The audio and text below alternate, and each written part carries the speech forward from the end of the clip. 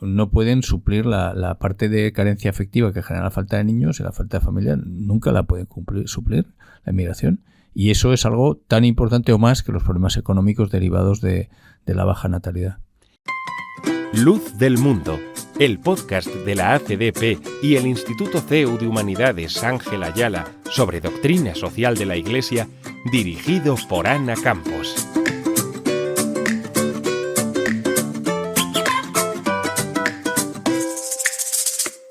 Bienvenidos a la segunda temporada de Luz del Mundo, donde explicamos la doctrina social de la Iglesia.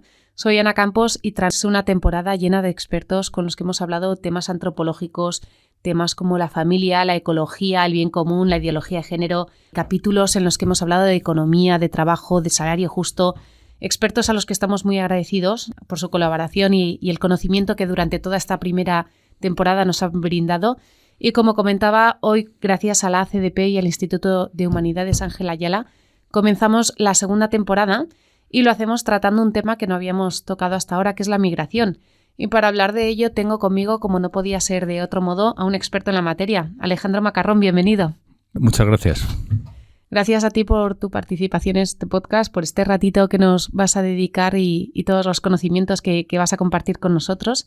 Para quienes no tengan la suerte de conocerte, Alejandro es ingeniero, es coordinador del Observatorio Demográfico del CEU y director de la Fundación Renacimiento Demográfico, además de autor de varios libros, ¿no?, como El suicidio demográfico de España o El suicidio demográfico de Occidente y Medio Mundo, los que por supuesto os invito a leer. Alejandro, los datos demográficos como son demoledores, como muy bien indicas en tus libros, de ahí que tengas primero la palabra suicidio. Pero antes de adentrarnos en este tema, me gustaría hablar un poco de la migración.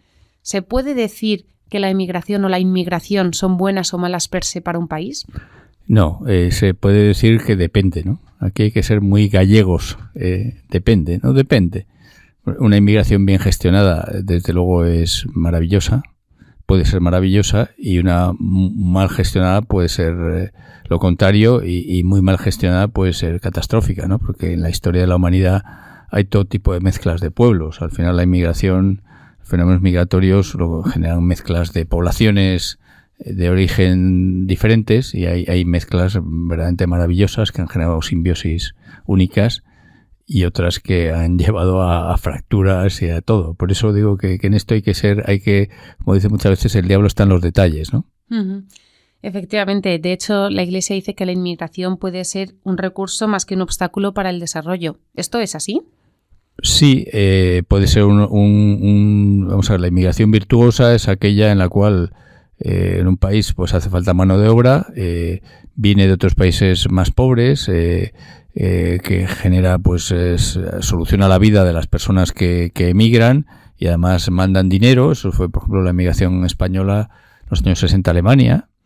Tiene costes humanos, la inmigración genera desarraigos. O sea, eso es un poco frívolo por parte de los países desarrollados. Veremos muchos estos aspectos, pero realmente es frívolo y no es exactamente solidario el decir, oye, nosotros como no tenemos niños y nos falta mano de obra, pues ya los tendrán otros por nosotros y atraemos gente de países muy lejanos. Estamos generando desarraigos personales, y si es inmigración cualificada estamos a lo mejor quitando cerebros, ¿no?, como se decía siempre, ¿no? Si traemos los pocos ingenieros que hay en no sé qué país subdesarrollado, porque aquí nos faltan ingenieros, encima ese país subdesarrollado pues no sale de la pobreza nunca. O sea que tiene, como digo, muchos matices, ¿no? ¿Qué tiene sentido? Pues tiene sentido algo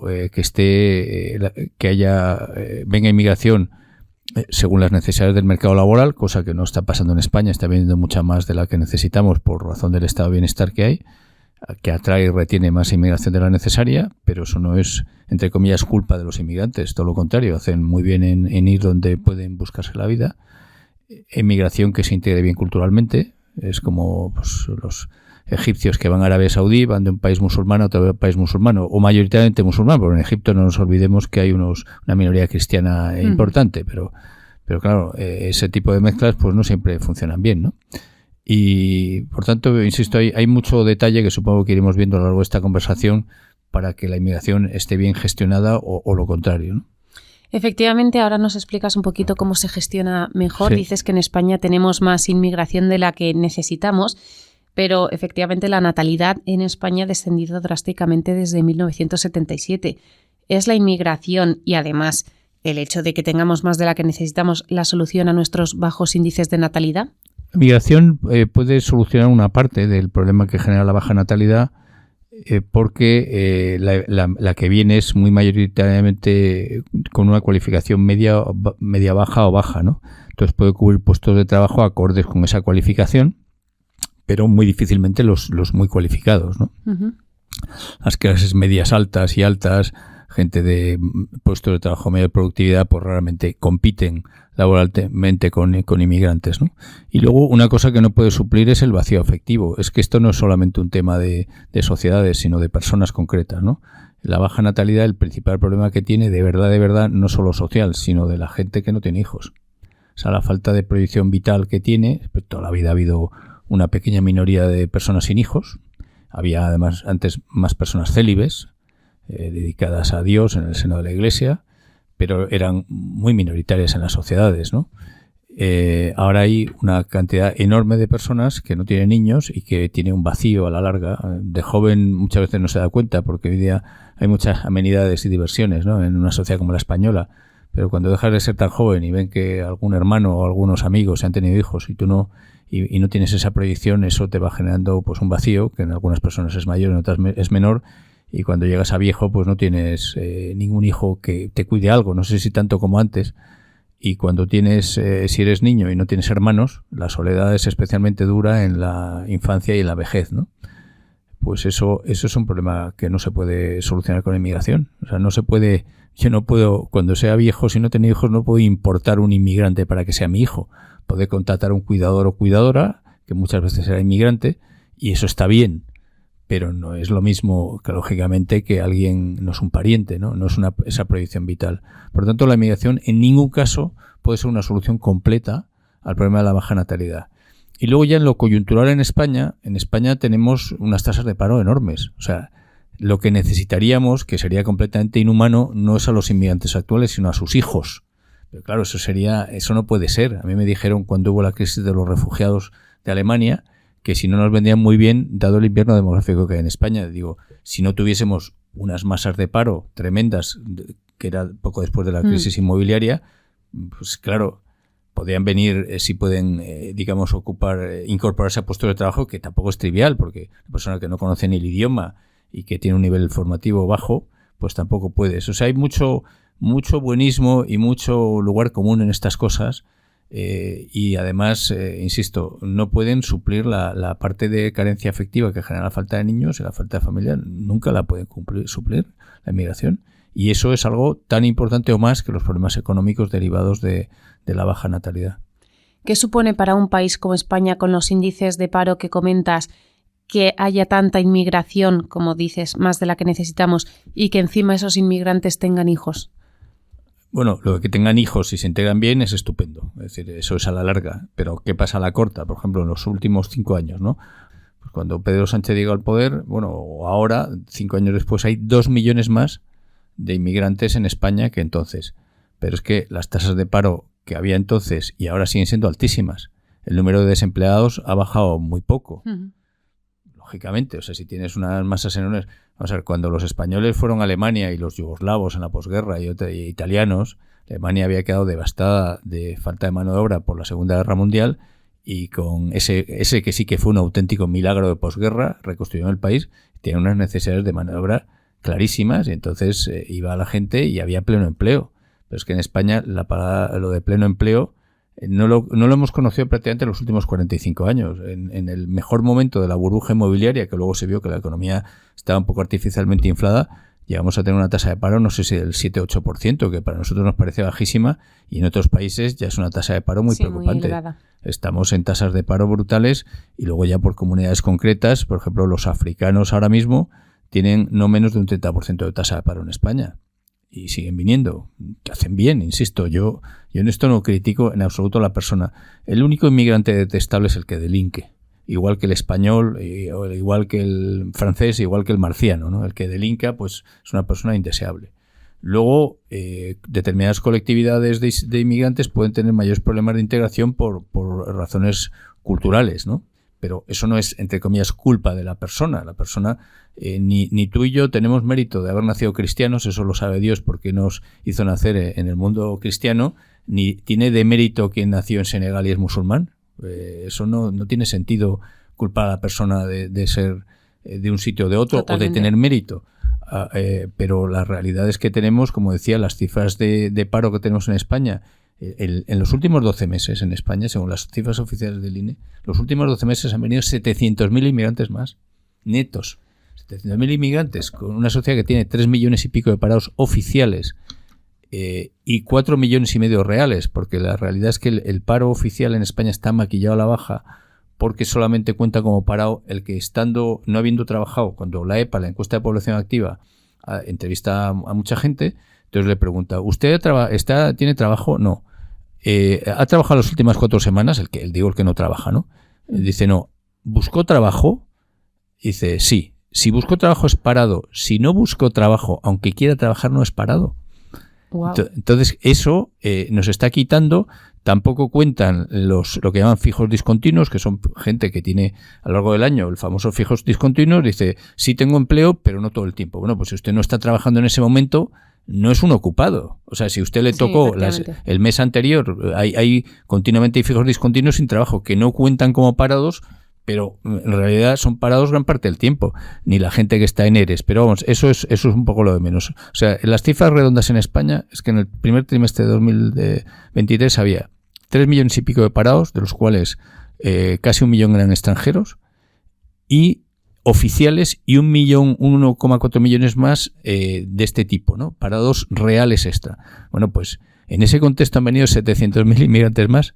Eso no es bueno ni para España, no es bueno para los españoles, ni para los inmigrantes bien arraigados. Vamos, en España hay una comunidad de inmigrantes, algunos llevan ya 10, 15, 20 años, 25, que están muy bien establecidos en España, que trabajan muy bien y que ellos también son los que más van a competir además contra esos nuevos inmigrantes. O sea, a quien más daño hace el exceso de inmigración, lo normal es que a quien más daño le haga es a un inmigrante, a otro inmigrante ya bien establecido.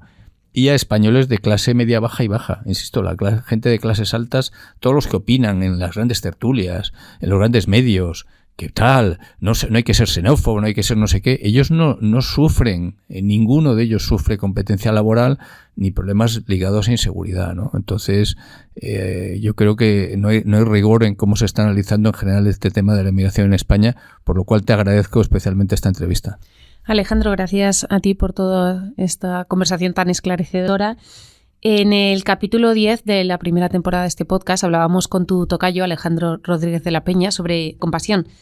Y en este caso, ¿hay que compadecerse del inmigrante y ponerse en su lugar y dejarle entrar o hay que poner límites?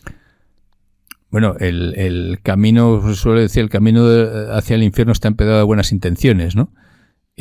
Algo que genere daños a la larga, o sea, en un barco, ¿no? Es muy fácil de entender. En un barco normal, pues hay no sé cuántos pasajeros y tal, y bueno, 1 más siempre cabe, y 2 más siempre cabe, 1 millón más no caben, 1 millón más lo hunden. Entonces, ¿cuántos inmigrantes más hunden este barco? Pues no lo sé.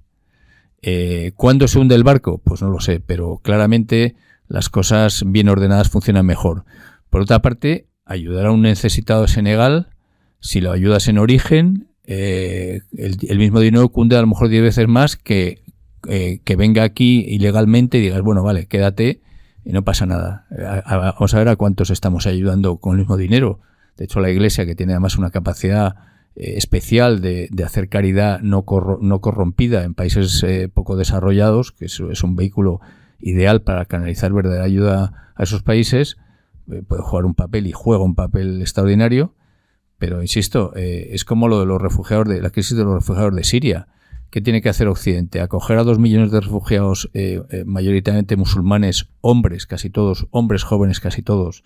No en las televisiones siempre sale un niño, una familia, un viejo. Sí, la inmensa mayoría son hombres jóvenes que por los valores morales de toda la vida de Dios son los que cuyo deber en las comunidades es al revés, es proteger a los suyos, no es largarse, son los que más fácilmente se pueden largar por su fortaleza física y su juventud. Bueno, pues curiosamente son así, ¿no? ¿Dónde tenemos que acogerlos? ¿Tenemos que acogerlos en Europa o tenemos a lo mejor que pagar un campo de refugiados estupendo en cualquier país árabe musulmán que tienen tantísimo terreno y que además es su cultura. Es decir, que tenemos obligación moral de ayudarles, sin duda. ¿Cómo hay que ayudarles? ¿Qué efectos tiene el que se les ayude de una forma o de otra para ellos y para el resto de las comunidades? Eso todo hay que tenerlo en cuenta. Insisto, un barco caben dos personas más, 3, siempre, 5, 10, pero no te caben 100.000. Uh-huh. ¿Qué dice la Iglesia sobre este tema? ¿Se pronuncia de una manera concreta sobre la emigración e inmigración? Yo he leído de Santo Tomás de Aquino unas frases verdaderamente deliciosas y, me parecen extraordinarias y actualísimas. Y lo que vienen a decir es que hay una obligación con el extranjero, el extranjero necesita darle hospitalidad, entre comillas, pero hay una obligación del extranjero de no ser una carga. Como decirle, oye, acógele la primera noche que no tiene refugio o das, pero lo que no le puedes dar es la sopa bobada de por vida, porque entonces es una carga. También decía algo así Santo Tomás de Aquino como que es impresionante, como que lo que ahora llamaríamos la nacionalidad habría que dársela a los nietos de los inmigrantes, ni siquiera a los hijos. O sea, el que realmente ya haya vivido completamente. Otra cosa es lo que en Estados Unidos llaman el green card, que son papeles de residencia, por así decirlo, indefinidos, que te dan todo tipo de derechos, excepto el de voto en las sociedades modernas y los derechos permanentes irreversibles que tiene un nativo, ¿no? Entonces, te digo, lo que dice la Iglesia, que supongo sea variopinto, yo me quedo con lo de Santo Tomás de Aquino, que es lo que me parece verdaderamente más sensato. Que hay un deber moral, digo, en la parte humana compasiva, pero es recíproco, ¿eh? Es como toda la doctrina social de la Iglesia. El empresario tiene obligación de tratar con humanidad, respeto y con equidad económica al trabajador, pero el empleado tiene obligación de trabajar, de ser leal con la empresa, etcétera. Las obligaciones no pueden ser solo en un sitio y la compasión no puede funcionar solo en un sentido. Y eso creo que muchas veces nos olvidamos de ello, ¿eh? Cuando se dice el empresario tiene obligación de pagar un salario que permita, por ejemplo, la subsistencia bien. Bueno, dependerá de lo que trabaje, suponiendo que la empresa genera suficiente dinero y que el trabajador rinde, porque si no, no existe esa obligación. Al revés, San Pablo creo que dijo en alguna ocasión que el que no trabaja, que no coma. Que no trabaja pudiendo. O sea, yo creo que tenemos una obligación de cubrir necesidades puntuales de todo el mundo que las tenga, pero cuando una persona está en edad activa, en edad laboral activa y no está físicamente impedido, el darle un subsidio indefinido, sea español o extranjero, no es correcto. Y además creo que a esa persona la destruye moralmente porque le hace dependiente, le hace un parásito de los demás. O sea, el subsidio indefinido es una cosa que yo creo que está haciendo un daño tremendo a las sociedades, está generando mucho atractivo para inmigración que no es necesaria y está teniendo mucho coste, pero además moralmente es un despropósito. O sea, una persona que no esté impedida, hay que ayudarle siempre puntualmente, cuando tenga una necesidad puntual, pero si le das incondicionalmente un derecho a cobrar sin trabajar, eso no puede salir bien y no es bueno. Claro, porque no va a querer trabajar. Algunos querrán no trabajar o, como se suele decir, en alguna chapuza, digamos, en economía informal y con eso completan. Y en todo caso, lo que les cuesta, lo que obtienen es, la relación es maravillosa, ¿no? A cero esfuerzo. Sacar algo, eso va además contra las leyes de la física, el movimiento perpetuo, es un contradios, ¿no? Ya que estamos en una casa cristiana, ¿no? No puede ser, pero sin embargo eso es lo que está pasando con las famosas rentas estas de inserción. Creo que en Italia las están quitando y me parece muy bien. Oiga, usted tiene unos plazos y luego además hay que considerar si la persona tiene patrimonio o no, ¿no? Porque un pobre es alguien que no tiene ni ingresos ni patrimonio. Es decir, si usted tiene patrimonio, véndalo, y si tiene ingresos pero no patrimonio, usted tampoco es pobre, ¿no? Digo que eso también es una disquisición que se suele olvidar, se habla simplemente solo de la renta. El inmigrante, ¿no? Por ejemplo, un inmigrante que viene, que no tiene papeles, no tiene nada y tal, y llega aquí muy enfermo, hay que operarle.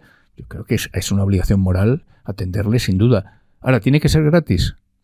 Pues mira, yo extendería una factura. Que usted no puede pagar ahora, usted nos la debe al Estado español. Si usted al final trabaja en España, pues ya se lo cobraremos en cómodos plazos, o usted pagará más impuestos. Pero vuelve a ser un despropósito el que sea gratis, algo que cuesta a los demás incondicionalmente. Atenderles sin duda. O sea, cualquier urgencia médica, incluso en Estados Unidos. Yo en Estados Unidos tuvimos una vez mi mujer un problema médico puntual y vi que había unos carteles contra lo que se dice que está prohibido denegar en urgencias la asistencia a nadie, en urgencias. Y los carteles estaban en inglés y en español. Luego nos mandaron una factura a España. Ni siquiera en el momento me pidieron una tarjeta de crédito ni nada. Nos atendieron con muchos médicos, tal, se solucionó el tema y luego nos mandaron una factura alta. Sí, muy elevada. Sí, era elevada, pero bueno, es que habían involucrado, es que las cosas cuestan dinero, es que creemos que todo lo que nos paga el Estado nos da prestaciones gratis, no tenemos ni idea de lo que cuesta. Bueno, pues yo creo que ese es el modelo. Y además eso serviría de disuasorio contra el abuso, porque lo gratis, lógicamente, en temas no tan graves, es que me duele no sé qué, voy al médico. Pues hombre, como todo, cuesta, ¿eh? Es decir, si tú no sabes qué cuesta, a la primera, hay gente muy aprensiva que va a ir a la primera que tenga un problema y eso cuesta. Y las cosas hay que pagarlas. Y no puede ser, de nuevo, en la atención médica, desde luego yo soy partidario, sin duda, de atender en urgencias. En temas que no sean de urgencias, pues habría que estudiar un poco más las casuísticas, pero no gratis. Y luego, ¿cómo se cobra? Pues ya veremos. A lo mejor no se cobra nunca, pero la persona sabe que tiene una deuda y eso también sería disuasorio, ¿no? El que te diga, usted le hemos operado y esto ha costado 15.000 euros. Claro, que lo sepan sus parientes, porque claro, si no, de nuevo, ¿cuántos parientes de inmigrantes que están aquí podemos atender? Pues lo de siempre, que viene uno, no pasa nada, oye, qué gusto atender a esa persona, que tiene 1 millón, están colapsados, la sanidad está colapsada en España y en todo Occidente, y en parte es, lógicamente, por ese exceso de demanda que viene gratis. La vivienda, tenemos un problema en ciudades como Madrid, tremendo de vivienda. Es que en Madrid han venido solamente en la Comunidad de Madrid en el último año 140.000 inmigrantes más. Entonces 140.000 personas tienen que vivir en algún lado. Pensemos que de la vivienda en Madrid a lo mejor hay, 2 millones, entre 2 y 3 millones de viviendas habrá, ¿no? De familiares. Pero es que la inmensa mayoría no están en el mercado, ni se compran, ni se venden, ni se alquilan, porque la gente está en su casa y ni la deja ni la deja de dejar. Entonces, ¿cuántas viviendas hay en las que son lo que llamamos el mercado, que se compran, se venden o se alquilan? Pues a lo mejor son 300.000. Claro, tú metes 150.000 personas más de golpe en un año y eso tiene una incidencia sin duda en la ocupación con cada de viviendas, en los alquileres, en todo, ¿no? Las cosas mal hechas nunca salen gratis y no puede salir gratis el que, insisto, venga mucha inmigración que no se adecúa a lo que necesita el mercado laboral. Lo has explicado muy bien. De hecho, has respondido a la pregunta de nuestra oyente Lourdes, que dice que cuando los índices de inmigración son lo suficientemente altos como para poner en riesgo la cultura o la seguridad de un país, que si hay que seguir anteponiendo esa caridad cristiana que también comentabas, ese buenismo malentendido al principio, ¿no? Y pensando en el destino universal de los bienes, o al revés, hay que proteger las tradiciones propias y proteger a las familias autóctonas. Aquí un dicho de nuestra cultura, en primum vivere ed inde filosofare, ¿no? O sea, lo primero vivir y luego filosofar. Lo primero, tú tienes que tener yo creo que la obligación inicial en una familia es primero con tu familia y luego con el resto. Una vez que tienes tu familia más o menos cubierta, evidentemente con todo lo que te sobre, pues puedes hacer caridad y puedes portarte bien, pero yo si tengo a mis hijos que tienen una creencia, pues es lo primero que tendré que atender, ¿no? Entonces tú no puedes, en este caso, tenemos que tener el país en forma, en todo lo que podamos, y luego como eso nos genera excedentes, pues ayudaremos a otros, ¿no? Pero insisto, o sea, el tener inmigración por ayudar, vamos a ver, es que África, la gente cree que vienen muchos africanos a Europa, ¿no? Y el crecimiento de población de África es explosivo y hay pobreza en África, etcétera. Es que en Europa no vive ni el 1% de la población africana, ni el 1%. O sea, ¿a cuántos ayudamos? Y claro que hay choques culturales ligados a comunidades, no porque sean africanos, sino generalmente pues suelen ser además musulmanes, entonces eso genera que, insisto, no es culpa, para mí no es, o sea, el que nació musulmán, pues es que ha nacido así y tiene esos valores y entonces, por desgracia, pues los seres humanos tendemos a veces a pelearnos cuando no tenemos los mismos valores. También los cristianos en otras épocas hicimos cruzadas y cosas así que hoy día no haríamos, ¿no? Bien, pues es que no hemos solucionado ningún problema de África con toda la inmigración africana que hay. Es una gota de agua en el océano de África y, sin embargo, claro que hay problemas. O sea, por tanto, no estamos solucionando el problema gordo de África. Hemos ayudado a unas personas puntuales que a lo mejor han tenido más valor de acercarse de alguna forma a Europa o han tenido o han saltado una valla de una forma agresiva y violenta, hay de todo, ¿no? Hay otros que han venido por las buenas, otros que han venido por las malas. Pero son una gota de agua en el océano de África. Por tanto, tampoco estamos solucionando los problemas de África. Comentabas antes que es mucho más sencillo ayudarles en el país de origen. Cundiría más. Lo que digo, yo no digo que sea más sencillo, lo que digo es que cundiría muchísimo más el dinero. ¿Cómo se les puede ayudar de esta forma? Bueno, primero les estamos ayudando masivamente con transferencia de tecnología, de educación y de conocimientos. Les estamos enseñando a pescar. En vez de regalarles peces es muchísimo mejor, ¿no? Eso, medicina. Vamos a ver, la esperanza de vida en África, como en todo el mundo, ha crecido enormemente y eso es ayuda en vena, ¿no? Si hacemos un balance de la relación Europa-África y solo nos fijamos en el colonialismo y lo peor del colonialismo, claro, Europa sale muy mal parada. Si añadimos la medicina, el know-how, la tecnología, etcétera, etcétera, en la película, hay muchísimas más vidas de africanos ahora gracias a la medicina y tecnología occidental y europea que lo que ha podido costar esa parte criminal del colonialismo que la ha habido, ¿no? Entonces ya les estamos ayudando muchísimo, pero muchísimo. Y eso, por desgracia, no se pone en valor. Por ejemplo, hay una compañía farmacéutica, la Merck americana, que donó a perpetuidad un medicamento contra la ceguera de los ríos. Hay un parásito que crea una enfermedad que se llama la oncocerciasis, que genera como 20 millones de ciegos en el mundo. Eso está donado a perpetuidad. La lepra se está erradicando finalmente porque la medicación contra la lepra la donan las farmacéuticas gratis a perpetuidad. Entonces, esa ayuda que lamentablemente, o sea, siempre estamos con lo malo, ¿no? Lo malo que son los occidentales, lo malo. Ya, vamos a poner las cosas de verdad en su contexto. Le estamos ayudando extraordinariamente ya. Muchísimo. Y por tanto, y luego por la vía de inmigración, imposible que solucionemos el grueso del problema de África, que es lo que queda más por algo todavía Iberoamérica, todavía quedan bolsas de pobreza, pero todavía más en África. Es que imposible. O sea, por tanto, el planteamiento dice, voy a solucionar el problema de África vía inmigración. No, hundirías Europa y no solucionarías el problema de África.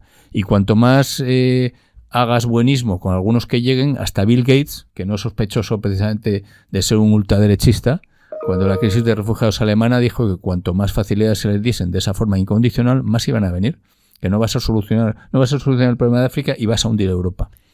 Entonces, volviendo a los datos demográficos con los que comenzábamos este podcast, ¿cuál es la solución para esos índices bajos de natalidad? Es que la inmigración y ya por terminar, es una falsa solución. Las falsas soluciones son dañinas en el sentido que te olvidas de la verdadera, ¿no? La verdadera es que tenemos que recuperar ganas de tener niños, tenemos que dar incentivos a la natalidad, la gente tiene que entender que es bueno para las personas, para cada persona, casi todas las personas es bueno tener niños, algunos siempre ha habido y habrá que no quiera tener niños y no pasa nada, y para la sociedad es bueno la familia tradicional, es decir, hombre y mujer casados establemente, como forma muy mayoritaria de hogar, era lo que generó las sociedades que nos han permitido llegar hasta aquí. Y las que tenían varios niños, pues eso tiene que ser el modelo mayoritario, muy mayoritario, como puede haber las excepciones que se quiera, pero el muy mayoritario tiene que ser ese, si queremos que haya natalidad, porque las familias inestables que tenemos ahora, pues generan mucho menos niños. O sea, por ejemplo, cuando se habla de planes de natalidad, todo el mundo habla de dar dinero, ¿no? Desde los gobiernos. Y prácticamente nadie habla de que la estabilidad familiar, la nupcialidad, que la gente se case en un porcentaje muy alto, que ahora solamente se casa la mitad de la gente, y se separen muy pocos, es fundamental. Es fundamental que tengamos los niños, queramos tenerlos antes en la vida. Hoy día la juventud, en los signos externos y no comprometidos, los estiramos demasiado. Una cosa es estar de juerga hasta los 20 y tantos y otra hasta los 30 y tantos o a los 40 y tantos, digo entre comillas, ¿no? Uh-huh. Pero claro, hasta los 20 y tantos, perfecto, sientas la cabeza si quieres a finales de tus 20, tienes varios hijos y ya está. Si lo intentas a finales de los 30, pues muchas veces ya la mujer no se puede ni quedar embarazada y a los 40 ya todavía más. Y eso es lo que está pasando también, ¿no? Hay que revalorizar el matrimonio, hay que revalorizar la natalidad, hay que revalorizar la maternidad, la paternidad. Una cosa que se está haciendo, vamos, si hay ninguneo a las madres, al padre ya ni te cuento, ¿no? O sea, es una cosa, el acoso en valores a la figura paterna masculina es brutal.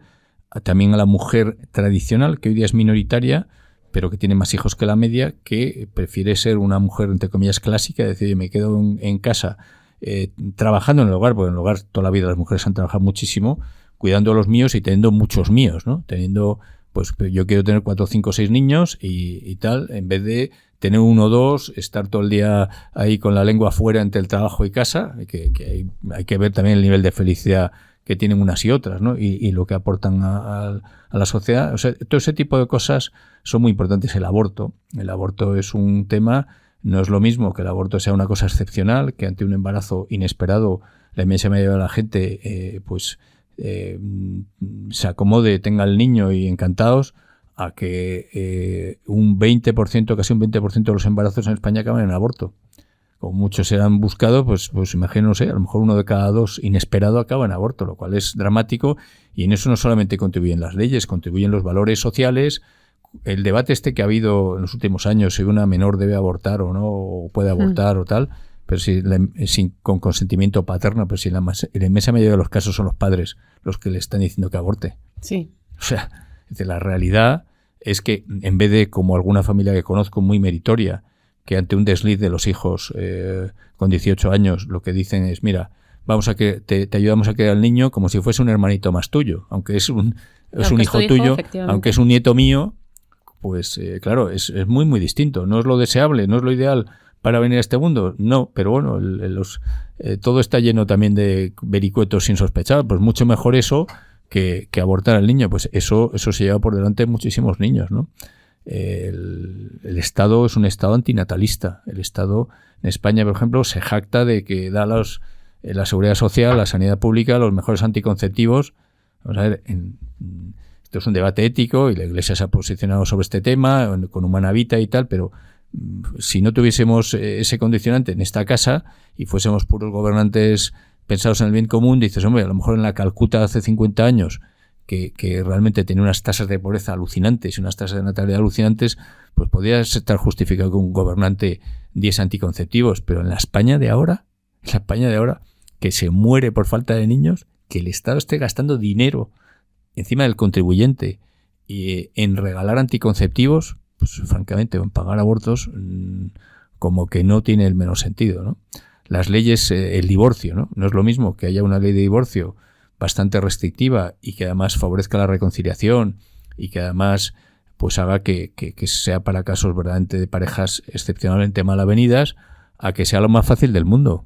Yo, por ejemplo, en vez de el divorcio express, lo que haría en estos temas sería facilitaría el recasamiento express. O sea, la gente que se ha separado pero que se vuelve a juntar, que vuelve a ver, es que nos casaron, vaya rollo y tal, otra vez todo el expediente, todo el rollo usted ya está casado, decidimos desdivorciarnos, eso es lo que tendría que ser express, no lo otro.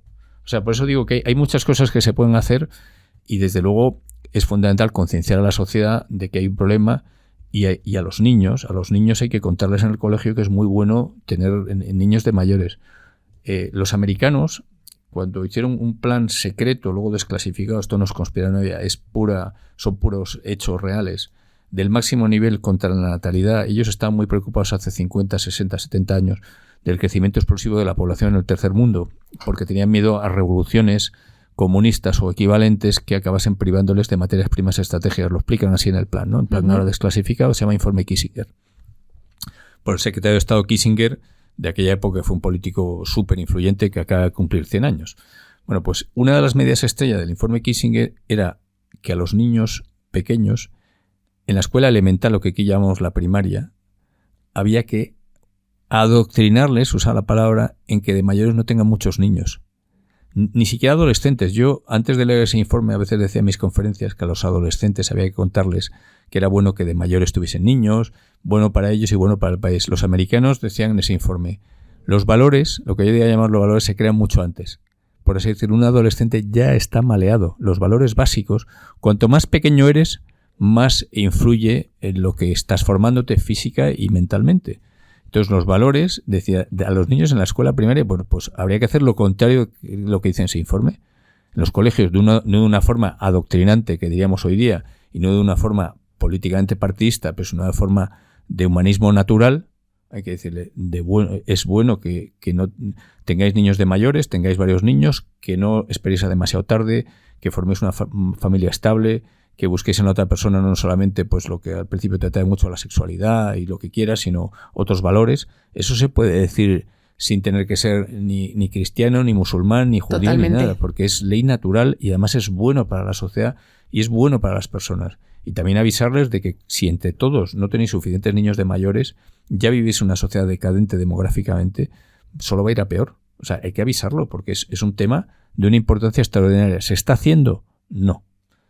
Yo esto lo llevo pidiendo, clamando en el desierto, para hace más de 10 años y ni caso, ¿no? Bueno, bien, no es porque me hagan caso a mí o no, que al final debería ser irrelevante. Cuanto más irrelevante fuese yo en este tema de alertar sobre la natalidad, más éxito habría tenido en alertar sobre la natalidad. Quiero decir que cuando una persona a veces me dice, no, Alejandro, están hablando de tu tema, pero ¿cómo que tu tema? O sea, esto es un tema que afecta a todos. Pero es que es lo triste, efectivamente. Muchísimas gracias porque además has dejado el listón muy alto para este primer capítulo de la segunda temporada. Nos podemos escuchar en el próximo capítulo, que nos puedes seguir el podcast en iVoox y en Spotify o en nuestras páginas web en acdp.es o angelayala.cu.es. Si me permites una última postilla, por supuesto, dado que estamos en una casa cristiana, uno de los mayores predictores de fecundidad de cuántos hijos va a tener la gente es un nivel de religiosidad. La gente más religiosa y las sociedades más religiosas tienen más niños, ¿no? Entonces, ¿qué conclusión saco yo de esto? A efectos prácticos. Que es otro despropósito más de las últimas décadas en España, es la hostilización a la religión católica en España. Una cosa es que el Estado sea neutral desde el punto de vista religioso, que posiblemente es obligado en una sociedad moderna, y otra cosa es que no vea que es bueno para España que haya más gente católica por razones puramente de política civil, de sociedad civil. Ya cuando muramos pues veremos el juicio final, veremos todo eso o no lo veremos, pero seguro que más gente católica en España, verdaderamente católica y creyente, significa más niños, y España necesita niños. Entonces, hostilizar a la religión, como se está haciendo, despreciarla, ningunearla, meterse con los obispos, etcétera, que parece un juego de mucha gente que además sale gratis, porque encima es muy cobarde, porque generalmente son personas que no se defienden. Es como atacar al rey. El rey no puede bajar al barro de la pelea política. Atacar al papa, digamos, de una forma torticera, pues tampoco va a responderte. O los obispos, ¿qué va a decir el cardenal de Madrid si alguien dice que tal? Pues generalmente no tienen que ser políticas. Aparte de ese factor, los valores católicos son valores pro natalidad, mismo que también los valores musulmanes y los valores judíos. O sea, en eso compartimos. Dentro del acervo general hay unos creencias, lo principal es Dios, etcétera, pero dentro del el conjunto de valores está la natalidad y la familia. Entonces es un despropósito del Estado, de políticos y de creadores de opinión el ridiculizar. Por tanto, revalorizar también desde el punto de vista de la natalidad los valores religiosos y en concreto los de nuestra cultura, que es la católica, pues me parece que es importante y por lo menos, por favor, que no se hostilice a la religión. Efectivamente. Pues Alejandro, muchísimas gracias. Gracias a ti, Ana. La verdad es que ha sido muy generoso por tu parte compartir este rato con nosotros. Como decías, has dejado el listón muy alto para esta segunda temporada y esperamos poder profundizar un poquito más en los diferentes aspectos que has ido tratando a lo largo del podcast en futuros capítulos. Gracias por tu colaboración. Un placer y por tanto la generosidad me ha salido gratis, porque cuando uno disfruta siendo generoso, claro, el verdadero mérito tiene que ser generoso cuando uno disfruta, pero que ha sido un placer estar contigo. Igualmente. Gracias.